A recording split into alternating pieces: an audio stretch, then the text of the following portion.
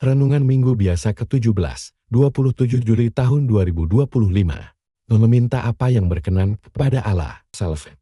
Saudara sekalian, mungkin banyak orang berpikir bahwa doa yang didengarkan Tuhan adalah doa yang dikabulkan menurut keinginan orang yang berdoa. Oleh karena itu, ketika keinginannya tidak terkabul, lalu orang menjadi malas berdoa. Padahal, sebagaimana telah diajarkan minggu lalu, doa sangatlah penting. Namun doa yang dimaksud bukanlah semata-mata permohonan, tetapi juga mendengarkan kehendak Tuhan. Dengan demikian, doa memang perlu dibarengi dengan usaha maupun karya. Tetapi dalam doalah diperoleh sumber kekuatan yang dari Tuhan untuk melakukan semuanya itu.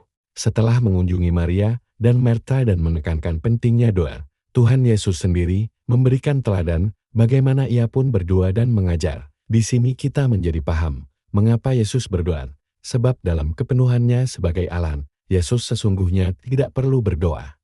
Namun dalam kemanusiaannya, Yesus hendak memberikan contohnya kepada kita, supaya kita mengetahui betapa kita sebagai manusia perlu berdoa kepada Allah yang begitu peduli akan kehidupan kita, seperti seorang bapa kepada anaknya. Maka ketika muridnya memintanya untuk mengajar mereka berdoa, Yesus mengajarkan doa Bapa kami. Yesus pun segera mengajarkan perumpamaan tentang seseorang yang dengan tidak malu-malu meminta bantuan kepada sahabatnya untuk meminjamkan roti untuk menjamu tamunya. Kita diminta sabar dalam doa. Maksudnya adalah tetap berdoa meski nampaknya permohonan belum terjawab.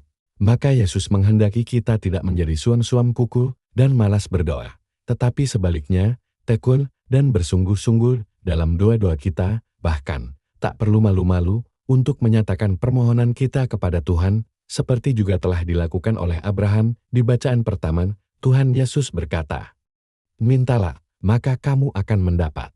Saudara sekalian, lalu bagaimana sebaiknya permintaan kita agar dikabulkan?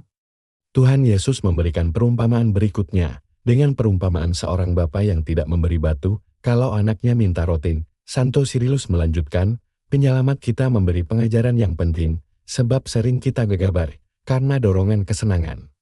Menyerah kepada keinginan-keinginan yang merugikan. Ketika kita meminta hal-hal seperti ini dari Allah, kita tidak akan memperolehnya. Untuk menunjukkan ini, Yesus memberi sebuah contoh dari hal-hal yang terjadi di sekitar kita dalam kehidupan sehari-hari. Sebab ketika anakmu meminta roti kepadamu, kamu akan memberikannya dengan senang hati. Sebab ia meminta makanan yang berguna. Tetapi jika karena ketidaktahuan ia minta batu untuk dimakan, kamu tidak akan memberikannya, namun akan menghalanginya untuk memenuhi keinginannya yang merugikan. Demikian juga dengan argumen ikan dan ular, telur dan kalajengking. Dari contoh yang diberikan, ia menyimpulkan, jika kamu yang jahat, yaitu mempunyai pikiran yang dapat mendorong berbuat jahat, tahu bagaimana memberikan pemberian yang baik, betapa Bapamu di surga jauh melampauimu dalam memberi yang baik. Ya, Bapa di surga akan memberikan yang terbaik bagi kita. Dia akan memberikan Roh Kudus kepada siapapun yang meminta kepadanya. Lukas bab 11 ayat 13. Mari dalam keheningan hati, kita memeriksa batin kita, bagaimanakah doa-doa kita selama ini? Apakah kita berdoa dengan tekun dan bersungguh-sungguh? Sudahkah kita yakin bahwa Allah adalah Bapa yang akan memberikan apa yang terbaik bagi keselamatan kita? Sudahkah kita meminta Roh Kudus kepadanya? Allah Bapa yang kudus, aku bersyukur untuk segala berkat dan kasih-Mu. Aku mau menyerahkan hidupku ke dalam tangan-Mu, sebab aku tidak mengetahui apa yang terbaik bagiku. Namun Engkau mengetahuinya. Buatlah agar aku menghendaki apa yang Engkau kehendaki. Ajarlah aku untuk meminta apa yang baik bagi keselamatanku. Untuk mencari apa yang berguna bagi kehidupan kekal, dan mengetuk pintu yang membawaku kepadamu. Semoga dengan demikian, permohonanku berkenan kepadamu dan Engkau berkenan menjawab doa-doaku. Amin.